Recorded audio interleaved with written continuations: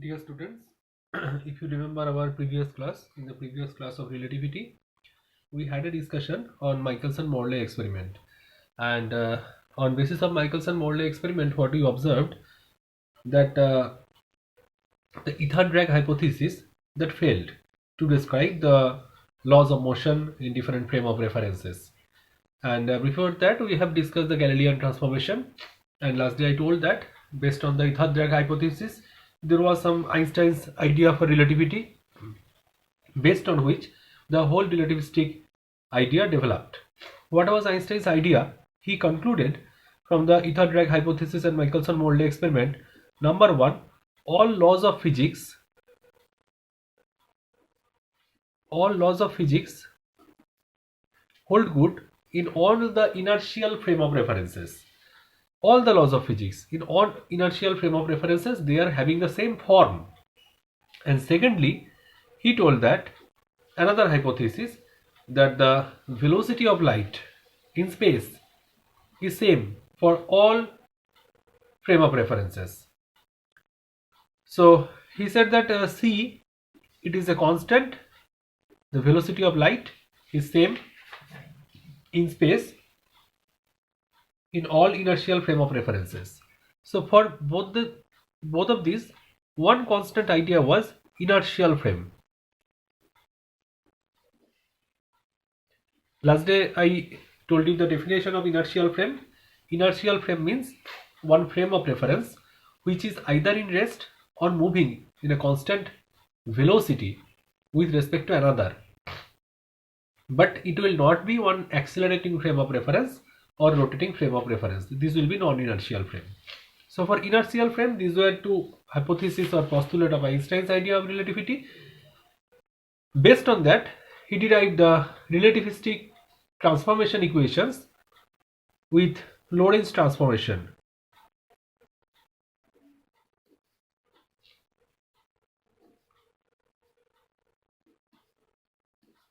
It is Lorentz transformation or relativistic transformation.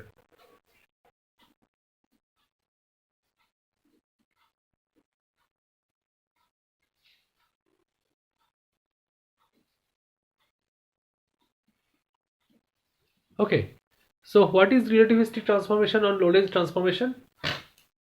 That is to be discussed here. Now, like the Galilean transformation derivation, we are considering that we are having two frame of references. Suppose this is x, y, z axis, and this is s frame of reference which is in rest, and I am having another frame of reference exactly like Galilean transformation, which is having axis or coordinates x prime, y prime and z prime. The origin is O prime, origin is O here, and it is having some velocity v with respect to the s frame, and I am naming the frame second frame s prime frame. Like the previous day, if we consider that I have a point here P, the coordinate of the point P with respect to this S frame will be x, y and z, and the same point P will have coordinates with respect to S prime frame as x prime, y prime and z prime. You can connect both the origins O and O prime. Here is two postulates. The velocity is small, the Lorentz transformation equation will converge to Galilean transformation equation. That you will see later. And second postulate is the time must be invariant under Lorentz transformation.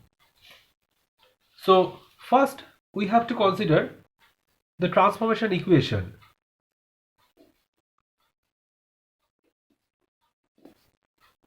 Suppose the transformation equations are very simple.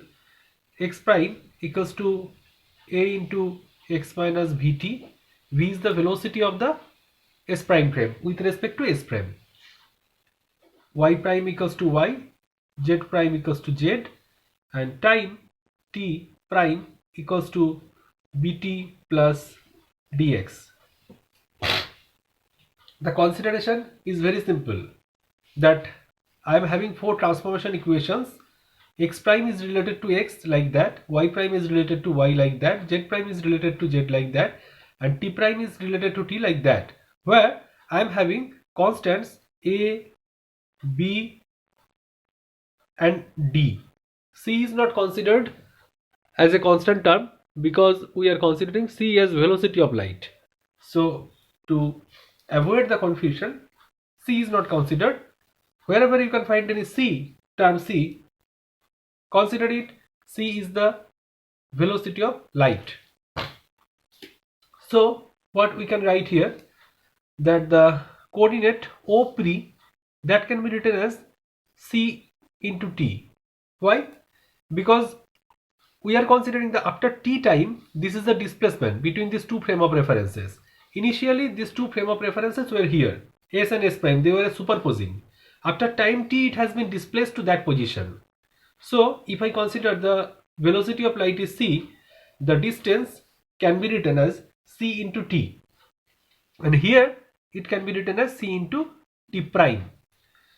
So if we consider the vector addition formula, or if we consider this triangle as vector, so easily we can write x square plus y square plus z square will be equals to c square t square. Make it equation number, suppose I am giving it equation number 1, this is 2, and this is 3, and this is 4, so this will be 5. Consider this is with respect to s prime, and with respect to s prime frame, if you consider, the equation will be x prime square plus y prime square plus z prime square equals to c square t prime square. Give it equation number 6. Now you can see that from equation 1, 2, 3, 4, you are having the relationship between x and x prime, y and y prime, z and z prime, t and t prime. You are having the relationships. So if you are having the relationship between them, you can put the values in equation number 6. So putting the values of 1 to 4 in equation number 6, putting the values of 1 to 4 in 6, what you will get? You will get, instead of x prime square, you will be getting, instead of x prime square, what you will be getting?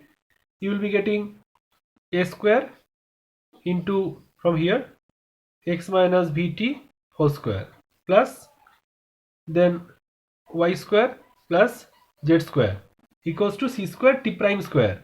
So it will be c square then bt plus dx whole square, this one. Now what you will be doing, you give it equation number 7 and compare the coordinates of equation 6 and 7. Equation 6, see here you are having equation, you will compare equation 5 and 7. 5 having the coordinates of x, y, z and t, and here equation 7 you are getting x, y, z and t. So if you compare these two, the first function, second function, third function, etc., you will be getting a square minus c square d square will be equals to 1. I am jumping one step here. You can do it your own if you are having any problem. What I am doing, I am taking all the terms related to x in one side. Here you are getting 1x d square x square.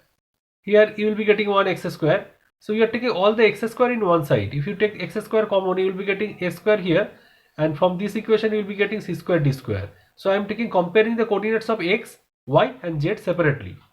So coordinates of x will give you this equation. Comparing the coordinates of y, you will get a square v plus c square bd equals to 0, and comparing the equation of z, you will be getting c square b square plus, sorry, c square b square minus, it will be minus c square b square minus a square v square, that will be equals to again c square. So again name it equation number 8, it is 9, and it is equation number 10. Fine.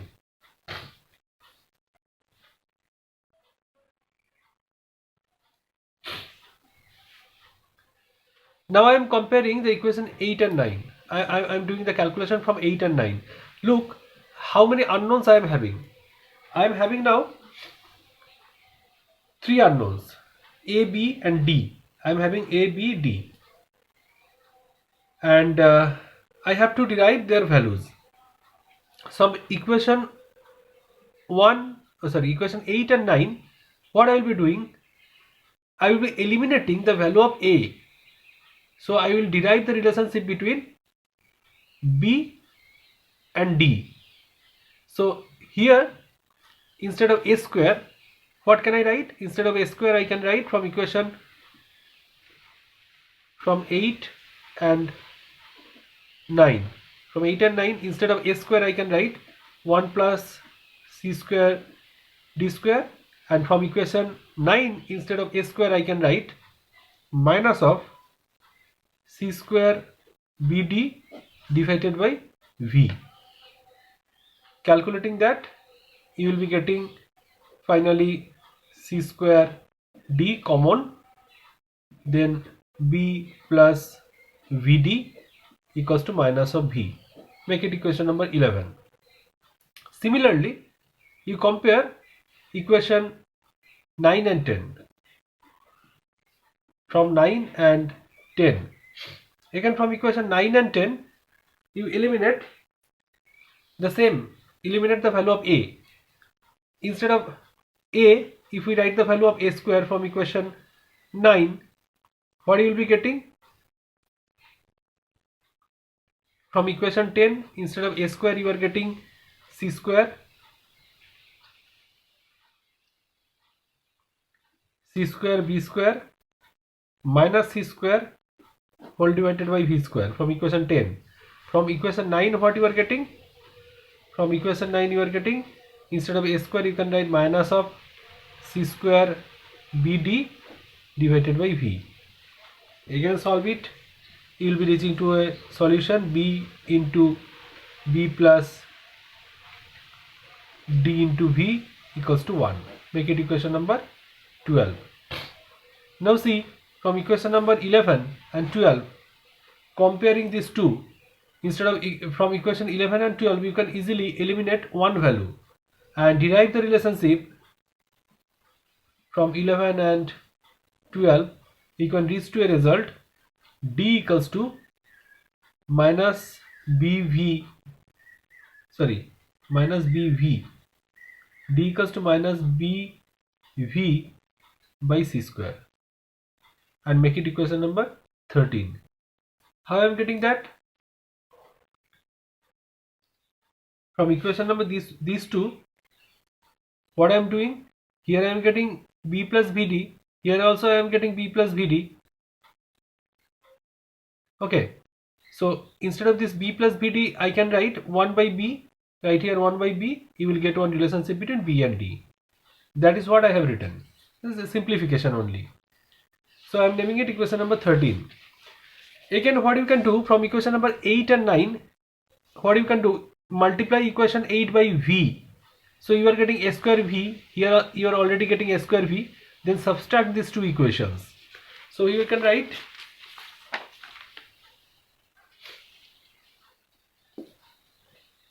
that what you are doing that 9, you are doing 9 into V and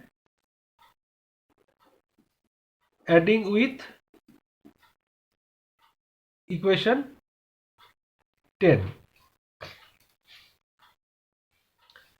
So you can get to a result B equals to 1 whole divided by 1 minus V square by C square. So you already know the relationship between, you can make it equation number 14. You already know the relationship between B and D. So if you know the value of B, you can write the value of D as minus V by C square into 1 whole divided by 1 minus V square by C square. You can write it equation number 15. So almost all the values are now known to me. Putting these two values in any equation, equation 8, 9 or 10, putting these two values of 14 and 15, any two values, you can get the value of a you can reach to whole divided by 1 minus b square by c square. You can make it equation number 16. Now what I am doing, putting all the values of b, d and a to the transformation equation. The transformation equation was x prime was equals to a into x minus vt. So I am putting the value of a, so I can write x minus v into t whole divided by 1 minus b square by c square. You can write y prime equals to y, z prime equals to z, and t prime, what was t prime? bt plus dx, isn't it? It was b into t plus d into x, bt plus dx. So putting the value here, the value of b and d, you will get t minus v into x divided by c square whole root over of 1 minus v square by c square. These are the new transformation equations, and this is called Lorentz transformation.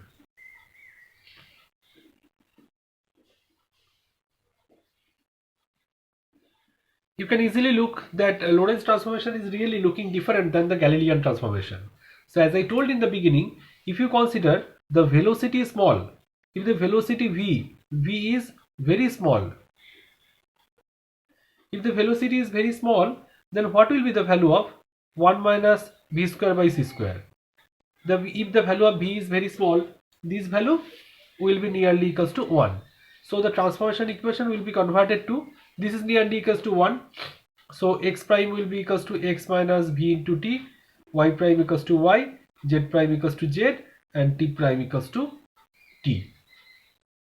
Look, v by c square, again v by c square, this value, this will be very small, and this will be nearly equals to 0. This is very small.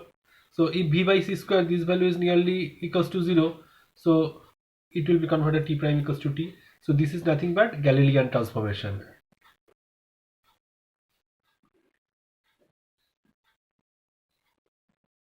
So there is a little difference between Lorentz transformation and Galilean transformation, as we understood that if the velocity is very small, the Lorentz transformation will be converted or will march towards Galilean transformation.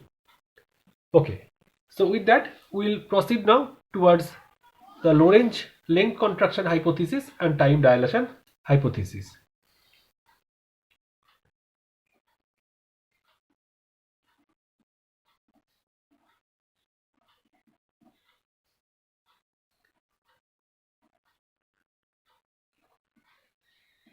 Lorentz length contraction hypothesis. In that hypothesis, what we are considering that I am having one frame of reference S, which is in rest, and it is having coordinates x, y, z, and I am having another frame of reference S prime, which is moving frame of reference, and S prime frame and S frame, these are having coordinates x, y, z and t, and it is having coordinates x, y, z and t prime. So the basic difference between Galilean transformation and Lorentz transformation, now you understood that in Galilean transformation t prime was equals to t, but here the time t prime is different. In Lorentz transformation, what is considered, the frame of reference is moving with larger velocity, and the velocity, of course, in relativity you have to know that the velocity should be comparable to light velocity, that whatever be the value of v should be comparable to c, not exactly equal, but it should be comparable.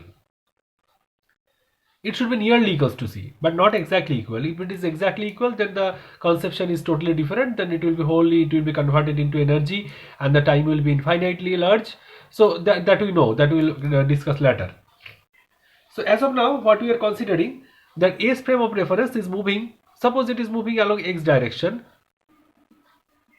with some velocity. Suppose some velocity, it is having some velocity.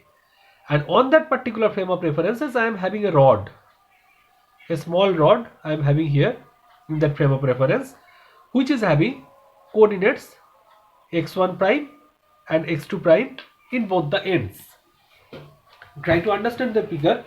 I will come back.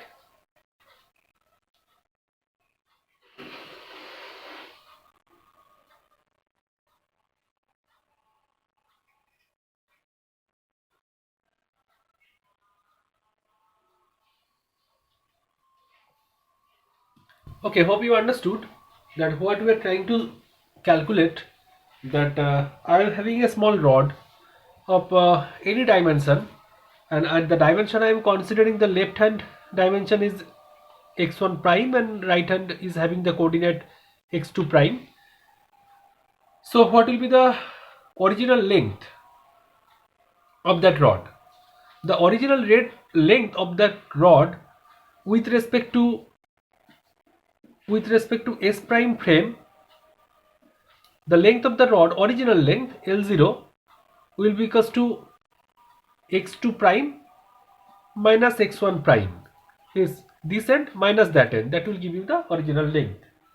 But I want to calculate its length with respect to S frame, where I am standing now. I am standing in the rest frame of reference, but this frame of reference is moving. I want to calculate what the length will appear to me when I am standing in the rest frame of reference. Suppose it will appear to me as L. So the value of L will be equals to x2 minus x1.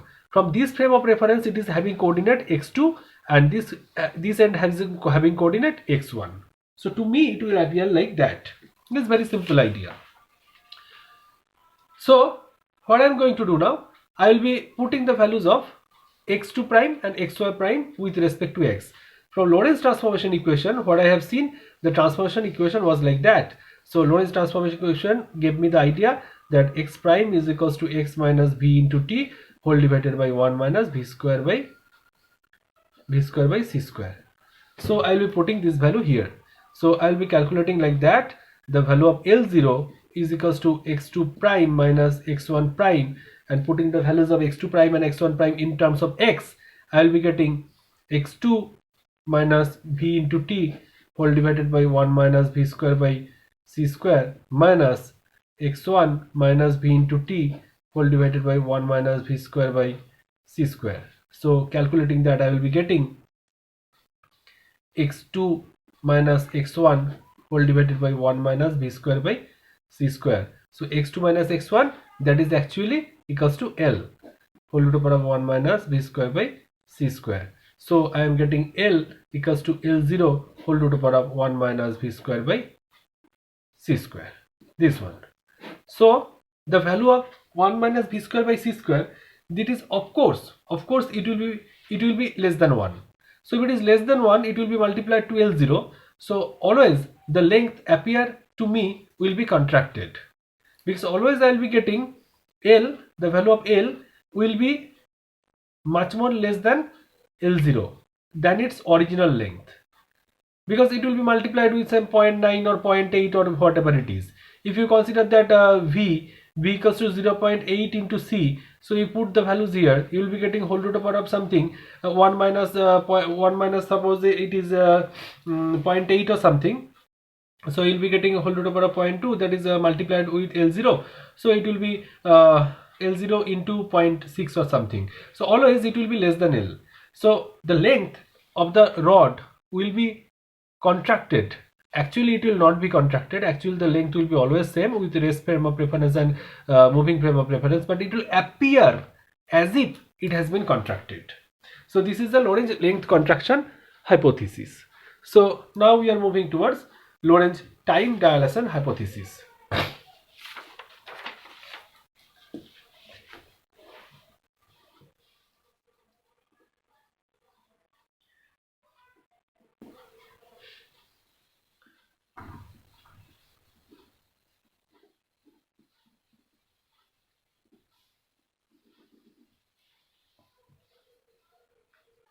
Before that, you have to remind the Lorentz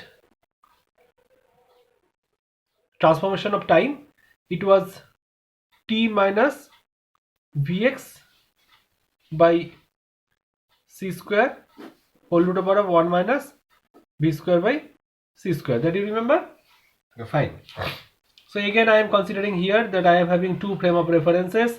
One is S, another frame of reference I am having S prime, and S prime frame of reference is having some velocity with respect to S prime. S prime is rest frame of reference, S prime is moving frame of reference, but both of them are inertial frame of references. Suppose I am having one clock here and I am having one clock here. The clock, it is not actually showing the time. The clock can show, the last day I told, the idea of relativity and concept of time. Concept of time is not that you see in your watch. Concept of time is the consecutive difference between two consecutive periodic events. Suppose I am having a tap here. I am having a tap here. From that tap, water is dipping dropwise, and the interval is very much regular. And if I calculate the time interval between the two consecutive droplets formed and dropping towards the ground, the time difference between these consecutive drops to fall on the ground or to generate in the tip of the top tap and falling down is actually the interval, and this is the concept of time. Last day I gave you the example with the bus departing from the terminal, and the buses were departing from the terminal. This is having very regular interval of time, and you are approaching towards the movement of the bus. So to you the concept of time will be different, and to one stationary observer who is standing on the T-port, to him the concept of time will be different. That is the thing of relativity. So in relativity, actually I will not describe that I am having two clocks in two frame of reference. Rather I will show, I will try to describe it in this way, that in this moving frame of reference I can observe one event happening here, and the time interval between this event I am calculating with a clock in my hand in the rest frame of reference. I repeat, one event is happening in the moving frame of reference, and I am the observer who is standing in the rest frame of reference, and I am trying to calculate the time interval between these two consecutive events. So if you consider that you are in the rest frame of reference, to you the concept of time will be different, and to me the concept of time will be different. How? The same calculation. In the same way you can calculate that the time interval delta t prime, it is the actual time interval, it will be t2 prime minus t1 prime. That is the time calculated when the event ended and when the event started in the moving frame of reference. It is in the S prime frame of reference. But you can calculate the value of delta t prime. Now you can with the Lorentz transformation equation, you can put the value of t prime. If you put the value of t2 prime, you can write t2 minus vx by c square whole root over of 1 minus v square by c square, and if you put the value of t1 prime, you can write t1 minus vx by c square whole divided by 1 minus v square by c square. So actually you will be getting t2 minus t1 whole divided by 1 minus v square by c square. So the value of t2 is equals to delta t whole divided by 1 minus v square by c square. What is this delta t? Delta t is the time which is calculated by the observer who is in the S frame of reference or stationary frame of reference, which frame of reference is in rest. So you can see easily that the time interval will appear to him as time has been slowed down in the clock in the moving frame of reference. Because if you now take the calculation or relationship between delta t prime and delta t, the value of delta t prime, it will be greater. It will be greater than delta t always. It will appear to him. So the stationary observer will think that clock is moving slow or time has been dilated in the moving frame of reference. This is called the time dilation hypothesis. The time dilation hypothesis is having very important result to describe some classical and stationary problems in physics. The very important and very classical one innovative problem, I am giving the example of that. This was the problem which was not solved before the discovery of this relativistic time dilation or Einstein's idea of relativity. One classical phenomena that is taking place in the upper atmosphere of Earth. Suppose this is the Earth's surface and this is the upper atmosphere. The upper atmosphere is of length at almost 20 kilometer. The upper atmosphere, the surface of Earth, from the surface of the Earth to the upper atmosphere, that is the stratosphere, troposphere, whatever you call the upper atmosphere. It is having the almost it takes the height of 20 kilometer. So it has been seen that in upper atmosphere, when the pi mesons particle, the pi plus particles enter the Earth atmosphere, it converts into mu plus neutrino, like that. It is a decay equation. And if the phenomenon is taking place on 20 kilometer above the Earth's surface, and if you are having one detector on the Earth's surface, classically if you calculate that number of the meson particles, which is number of these pi meson particles which are reaching to the Earth's surface, should be very much near the value of the n by n0 if you consider the relativistic decay equation and the radiation formula. The radiation equation is n equals to n0 e to the power minus t by tau, that you know. Okay, so with that, following that relationship, if you calculate the value of n by n0, that is the fraction of the uninteracted or unperturbed meson reaching to the Earth's surface, will be E equals to n by n0 equals to e to the power minus t by tau, where tau is the decay time and t is the time taken. The time taken we can easily calculate. What is the time taken? The important is the decay time, the value of tau. What we have seen that the decay time interval, is of the order of, tau is the order of 2 into 10 to the power 6 second, and it is having the velocity v equals to 0.998 c, so very much comparable to light velocity. So if you consider the relativistic equation, the decay time, relativistic decay time, that will be different. A relativistic decay time will be 3.1 into 10 to the power minus 5 second. That will be different to that one. Look, this will appear the time has been slowed down. The conception, I am trying to describe it in more lucid language. Suppose I am having Earth is the stationary frame of reference now. Earth is my stationary frame of reference where the observer is standing and where I am having a detector on my hand. And on the detector, what I am calculating that the value of n by n0, and I know the value of n by n0 is always 0.12. That is 0.12 fraction of the pi meson particle is reaching to the Earth's surface without being converted into mu. This is the decay equation that they are following, but all the pi meson are not converted into mu plus. Some of them, a fraction of them, will reach to the Earth's surface after traveling to approximate 20 kilometer of distance. They are traveling 20 kilometer of distance and reaching to the Earth's surface, and the fraction I know like that. But if you calculate the fraction considering the decay time as tau equals to 2 into 10 to the power 6 second, you will get the value of n by n0 to be 3.12 into 10 to the power minus 15. This is the classical calculation. So where is the failure of this classical formula? Because in the classical calculation we are considering the decay time with respect to moving frame of reference only. The pi mesons are moving. This is not my laboratory frame of reference. The pi particles are moving with very much nearly to the velocity of light velocity.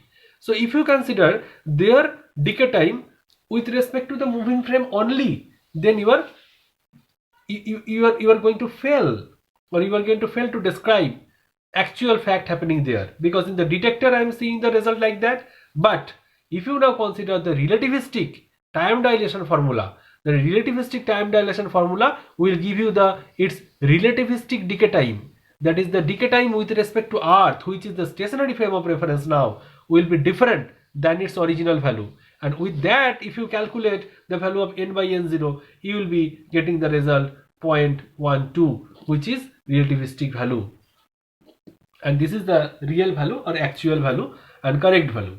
So the time dilation has very much good implication in physics to describe the classical phenomena or ancient problems of physics. And before the discovery of this relativistic formula by Einstein, this phenomena was not describable, and this phenomena, science failed to describe this phenomena, that in the detector I am calculating something, but classically, theoretically I am calculating something different. So after discovery of relativity, this problem was reassigned and rectified. So following that, now I will go towards our next page in the next lecture. In the next lecture, I will give you the idea about the relativistic velocity addition formula, mass momentum relationship, energy momentum relationship, etc. So it will take probably one more class to complete the first phase of relativity. This is the relativity that we know, that is special theory of relativity. Thank you for attending, and thank you for listening carefully.